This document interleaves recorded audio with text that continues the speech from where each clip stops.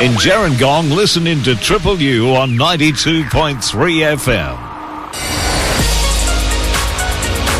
From Nara to Ulladulla, Milton to Gerringong. This is Tuesday Drive with Stephen, a local voice with a local heart. It's 5:29. This is Tuesday Drive. Nice to have your company, whether you may be tuned in this afternoon. Hey, have you ever been on the Triple UFM website and actually read the About Us section? Now, I did this the other day and was quite surprised at our broadcast area, which we actually cover around 4,400 square kilometres, which includes areas such as Juroa and Gerringong. Now, recently, a Gerringong business picked up a National Safety Council of Australia award for a safety product that it invented.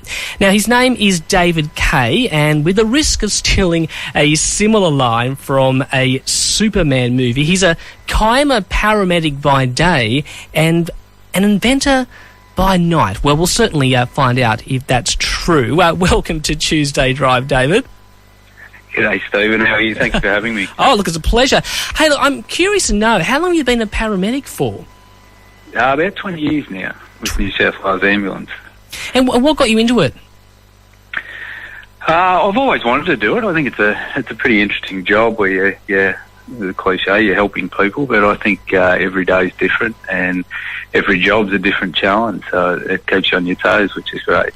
Now, I like the fact that you just touched on the fact that you liked to help people, which I'm going to lead me into another question very, very soon. But tell me about this invention, the Lacket. Where did the idea come from? The Lacket, it stands for ladder bracket. Bit of a catchy name that my wife gave it. But basically, prior to being a paramedic, I worked in the building industry and I saw a need for something to secure extension ladders before you actually climb them, just to be able to comply with work health and safety regulations. Everything on the market meant you had to climb up the ladder to secure the top of it, and so I had an idea which many years later, when I became a paramedic, I saw that people were still falling off ladders and had a lot of injuries from it. So in a conversation with a mate who's an engineer, we decided to have a closer look at the idea and see if we could develop it into what it is today. So over that 20-year period of being a paramedic, how many accidents do you think you attended from people falling off these dodgy extension ladders? I think over the years, it's 10 to 20 where it's been a reasonably serious outcome from it. And unfortunately, it tends to be males sort of over the age of 60 that are falling more than anyone else. What's the common injury when someone falls off an extension ladder? Is it just merely a broken bones, or can it be something a lot worse than that? Quite often it's head injuries. Fractures are very common, and lacerations. Generally, with older males, they're on blood thinners, and so lacerations and bleeding can be a big issue. But head injuries are the more serious injuries, or spinal injuries. Now, tell me about the prototype. When did it actually sort of come to fruition? The initial idea was just a very basic idea in my head, but my business partner, Daniel Seidel, he's a tool maker by trade and an engineer by qualification, and basically Dan was able to take the idea out of my head and turn it into a functioning prototype. I think at the moment we're up to stage 5, so we've developed 5 prototypes to get to the one we've got today, which is what everyone seems to be very happy with, so it's the marketable product. So was I rather correct in saying that you are a paramedic by day and an inventor at night then? Yeah, I'm a full-time paramedic, so that's day and night shift. Hopefully one day I can get rid of the night shift. Inventor by day and basically a production worker down in the factory, which is something different. But yeah, no, it's good. I'm very, very blessed to be able to have a choice of things that I do. How did you explain your idea to Daniel? Did you draw it down, or did you try and use some mime going to show him what this product was going to be, what was going to do? Yeah, it was quite interesting because I'd explained it to many people over the years and no one understood it, but I explained it to Dan and he sort of understood it straight away, and then I did a few drawings for him and we met together a few times and sort of progressed those drawings into small prototypes. We started with a cheap CNC machine off eBay, and we've progressed up to some highly expensive machines. But yeah, no, it was a process which I found extremely interesting. For Dan, it's his day-to-day work, but for me it was very interesting. And where are you making these products?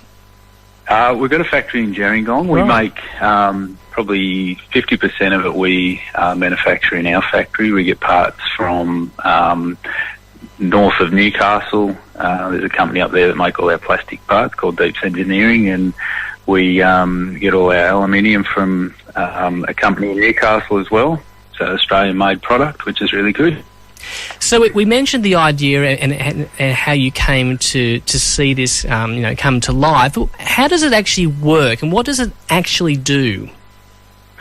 The big advantage with the Lacket is that it basically stays on your extension ladder. So unlike other products, if you needed to use it, you'd have to go to your truck and get it out of the truck, and so that'd sort of deter people from using it. This one actually, it's two arms that fold off the ladder, and then you wedge them under any square angle, and you kick the bottom of the ladder, and it's like jamming a chair under a door handle. Once you've sort of wedged it in place, if you try and push the door open, the chair gets more stuck.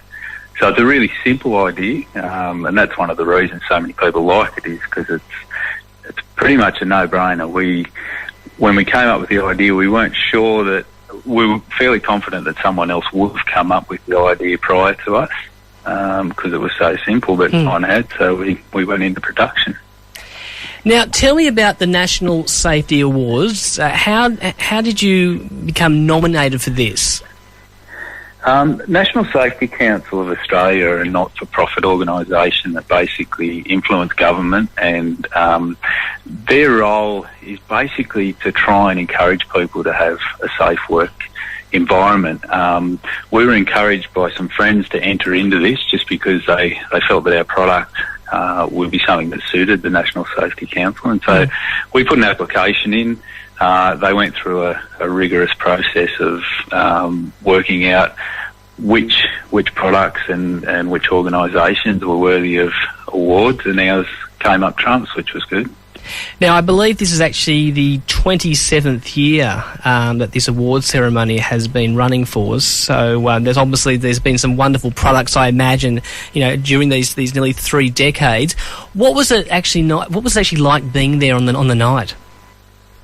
It was actually really good. The speaker was Shane Webke, former Australian rugby league player, and Shane shared a story about his father who unfortunately passed away in a work accident. Shane's very passionate about work safety, and so to hear from him and to hear his story, and then hear from other professionals and other organisations who are dealing with safety issues at work was really inspiring. But it was also good to see that there's people out there trying to make changes. We all know about work safety, but to actually hear people talking about it and telling us what they're doing is really inspirational. And what does it mean for you? I mean, obviously you're up against a lot of wonderful products and a lot of wonderful businesses, but the fact that we've got one that's from the Illawarra Shoalhaven, how does that make you feel? Yeah, it's pretty good. We're a couple of local lads, and we sort of, you hear stories about mates who come up with good ideas and turn it into a reality. Well, that's pretty much what's happened for us. But we've just received so much support from the community, and especially sort of WorkSafe New South Wales have been inspirational, especially down at Nowra, because we're in their catchment area. They've been really proactive at trying to keep people safe at work, and it's great that we can win these awards and bring some sort of recognition to the Illawarra and some sort of acknowledgement that there's still manufacturing and still great ideas coming out of the area. Well, David, thank you so much for chatting with us this afternoon, and congratulations. Yeah, thanks for that, Steve. And I think with Christmas coming up, people hanging Christmas lights, it's probably not a bad idea to look at your ladders, make sure they're safe, and also get yourself something that can secure it properly when you use them. Especially when you're putting that angel on top of the tree. Yeah, awesome. That was David Kay, who, along with his friend Daniel Seidel from the Lacket company, have just recently been crowned winners of the National Safety Awards Best Solution of a WHS Risk. A great success story from our region, and of course we wish them much success. I wonder if you've ever had a close shave up an extension ladder, or perhaps you've seen a hair-raising experience with someone else up and you thought to yourself, oh gosh, this isn't going to end too well. Maybe you'll be one of those people that's been putting the ladder beside the Christmas tree trying to pop that star on top. Love to hear from you. 4422 1045. That's 4422 1045. But let's take a break now with the Human League. This is Tuesday Drive. Good afternoon.